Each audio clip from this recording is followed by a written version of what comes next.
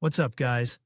I'm Chad Barnes, and welcome to the channel. Here, it's all about real car talk, from simple fixes to smart driving tips and keeping your ride in top shape. If that sounds good to you, go ahead and give the video a thumbs up. Hit that subscribe button and make sure you watch all the way through. There's a lot of good stuff coming. Let's get Once to again, we will not tell the story of the fall of the model, which in the 2000s personified the annual bonus of a successful manager and literally gave birth to the class of credit foreign cars. At the time of the change of generations, the Focus had a monolithic foundation, localization in Vsevolozhsk, its own engine plant. In Elabug, 3 body types and atmospheric engines so beloved by us. The third generation of the model debuted in 2011 and was largely based on the achievements of its predecessor. The platform remained the same, and atmospheric engines were also retained in the lineup. However, instead of the classic automatic there appeared a robotized transmission power shift, and with the restyling of 2014, the 2-liter atmospheric was replaced by a 1.5-liter turbo engine, which was ironically enough combined with the classic automatic. Ford Focus 2010-19. This chaos, coupled with rising prices, quickly precipitated sales from 70 to 90,000 cars in the first few years to 20 to 30, and then lower. Well, and by 2019, taking into account the overall situation, Ford decided to completely wind down the passenger car lineup. That's when the Focus career in Russia finally ended. By that time, the Focus cost not those 500 to 800,000 that at the start of sales, and not even from 700,000 as at the restyling, but from 1 to 1.4 million rubles, although many of these cars were sold at discounts after the brand left the market. But perhaps the most paradoxical thing is that even the second-generation Focus, which has aged quite a bit, is still more popular than the third on the secondary market. These cars were once sold more, and a year ago, the number of offers for sale of used Focus 2 logically exceeded the volume of Focus 3 sold. And at the moment of writing the material there were only 3,200 cars of the second generation for sale on Avito against 3,600 copies of the third.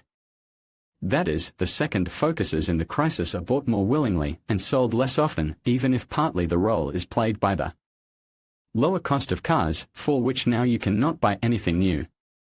Let's find out whether the third Focus is so unambiguously bad and whether it is possible to choose a problem-free version for many years. The oldest cars on the market have already passed the 10-year mark, but care is still more important than age. Focus resists aging not ideally, but diligently, and if you help it, the car retains a decent appearance. It goes without saying that fading and peeling chrome, chips on the arches and sills, paint rubbing at the joints of fenders and bumpers, as well as sandblasting on the sills are typical defects, the presence of which depends only on the money invested in the car. But the cars at the bottom of the market from under the cab can already frighten, and rotten sills and corpse in the arches and rusty bottom and shabby bumpers and rusty edge of the roof, all this on the private cars usually not. However, you should keep all this in mind and do not be lazy to touch up minor defects so that you do not have to fight with major ones later. The question of body parts for a popular model is not very difficult if you do not take into account the rather high prices for original parts. For example, 25 to 30,000 for the hood and 12 to 14,000 for the front fender are not the most surprising price tags, especially in light of the fact that they can be bought non-original for 12 to 20 and 4 to 8,000 respectively. But 40,000 for the front bumper is already an obscene amount, especially taking into account the fact that grills, trims and moldings can easily run up to the same amount. Thankfully, there are also options of replacements for 4 to 12,000. The rear bumper on sedans and hatchbacks is cheaper, only 25,000 for the original and from 3 to 10,000 for analogs. And on the universal rear bumper 3-piece, with a central part for 8 to 10,000 and 2 side by the 5th of October depending on the manufacturer. On the windshield you can save well, having bought a non-original for 7 to 20,000 instead of firm 430. But this trick will not always work with headlights. Instead of original halogen ones for 20,000 you can buy substitutes for 6 to 15,000, but buy xenon is in any case an original for 60 to 70,000 and higher. The Focus suspension structure is fully independent, McPherson up front and multi-lever at the rear, which even got its own marketing name control blade. Suspension has some censures on reliability and repairability, for example, knocks and noises of front supports of struts in due time. Appeared on small mileages, and front ball bearings are riveted to levers and routinely changed only together with them, as well as rear silent blocks of these levers. In addition, the cost of some parts in the original design can scare the unprepared new owner. However, in fact, almost everything is solved by an assortment of non-original. Instead of a branded front lever for $12,000, you can buy an analog from $3,000 in an assembly with a ball bearing and a rear silent block, and if necessary you can buy and repair ball for $1,500 and rivet it.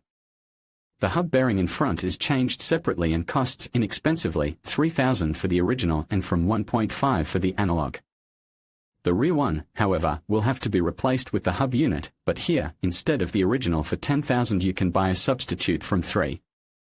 Shock absorbers around the circle cost about $10,000 per piece in the original box, and analogs are available for $2,000 to $7,000. Instead of the original stabilizer struts for $1,500, you can buy ordinary from 300 rubles. The rear multilever in repair, of course, is more expensive than the beam, but in general is not ruinous. The upper transverse lever costs $3,500 for the original and from $1,000 for the analog. The transverse rod, even in the branded box, is available for $2,400 PR. The braking system of the vast majority of local cars is fully disc, with single piston mechanisms with floating bracket all around. Sometimes there are rear drums, which are not terrible in any way, except for appearance, but it is a great rarity. The front discs here are quite large, 278 mm, and the rear and ventilated have a diameter of 271 mm. Prices for expendables are also low. Discs, even original, can be bought at $4,000, and analogs start from 1,500 rubles for the front and from $1,000 for the rear. True, a set of original pads also costs $4,000, but you can ignore it. And what you should pay attention to is the condition of the steering rack. Knocks in the rack have become faithful companions of the model. They appeared in the first years of ownership and were solved even by replacement of the rack under warranty, but not for a long time. In general, light knocking of bushings is not dangerous. The main thing is not to believe clever sellers, who pass off a dying rack as chronic trifle. The rack, by the way, here can be with electric or hydraulic booster. Hydraulics is traditionally cheaper to repair. You can buy it restored for $25,000 to $30,000, while the electric with a booster on the rail itself will cost $60,000. You cannot look at the price tags of the original here at all. They are six figures in any case. Difficulties of choice begin with the gearbox. The basic was a 5-speed mechanics with index IB5. It is combined with 1.6-liter motors. True, even their power together with the mass of the car is enough for shaft bearings and synchronizers to suffer, and current oil seals can add oil in every sense. On inspection, the box is worth listening to on a hoist and trying it on the move. The second option of manual box, MTX75, which works with gasoline engines, more assistant. Here the chances of long service are much higher, although it is still necessary to change oil at least once in 50 to 60,000 kilometers. But everything is not so smooth with automatic transmissions. As we know, there were two options: power shift robots from GetRag and classic Hydra Mechanics 6F35 from GM. Gasoline engines worked with a dry robot 6DCT250, and vanishingly rare in our country diesels with the version 6DCT450, where the clutches are in an oil bath. The robot came out approximately as it was presented by skeptics, not ideal in urban conditions, with jolts and twitches, and also not too reliable, with problems in the part of electronic control and wear of iron. As a result, refinement of both mechanics and program part was continued practically all the time that focus was on the assembly line. And a lot of things were significantly improved. Now these boxes have learned to repair, so it is not necessary to consider them an absolute evil, but at purchase it is necessary to put money for diagnostics and potential repair. Actually, the same can be said about automatic 6F35, which appeared after restyling in pair with turbo motor. In general, it is more predictable and reliable than a robot, but for long life with it is necessary to fulfill a lot of conditions. Warming up before trips, oil change not less than once in 40 to 50, or better once in 20 to 30,000 kilometers, moderation in handling. The gas pedal, this is a program for every day. And it is better not to neglect this precaution with dirty oil, overheating and aggressive style of driving. The resource of the box can be 120,000 or even less. But jerks and jolts during test drive will immediately reveal the dying unit. The Focus has a simpler situation with engines. Both before and after the restyling, the basis of the motor range was a 1.6-litre unit with 105 or 125 horsepower. It was localized in Elabuga. It bears the name Duratec and goes back to the elderly Sigma family. The design is simple and reliable, the timing drive is belt-driven, injection is conventional distributed, and the block is aluminum with cast-iron liners. All possible problems are purely age problems, current gaskets, cooling system leaks, electrics defects and failing phaser regulators, which can be replaced for moderate money.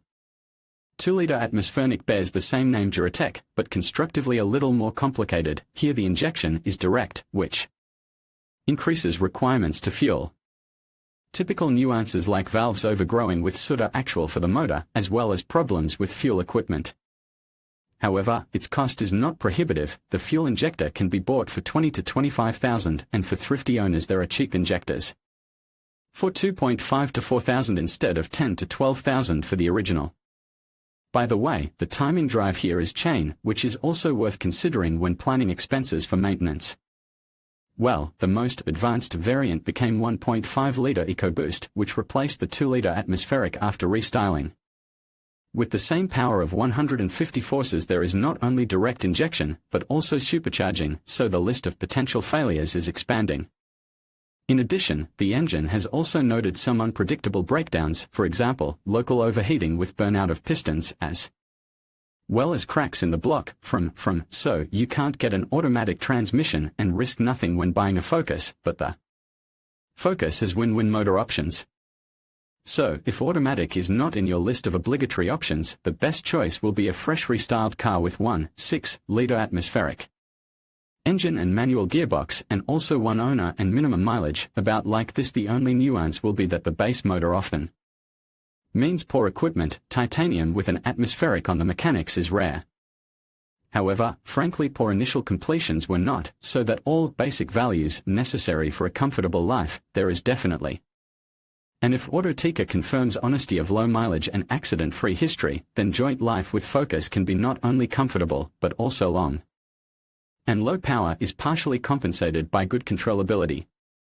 In conclusion, when considering whether to invest 1 million rubles in a Ford Focus 3, it's essential to weigh the car's reliability, performance and overall value against your personal needs and budget. While the Ford Focus 3 offers a solid driving experience and practical features, it's crucial to explore alternatives and assess the long-term costs of ownership. Ultimately, the decision should align with your lifestyle and financial goals. Take your time, do your research, and choose wisely. Thank you for watching.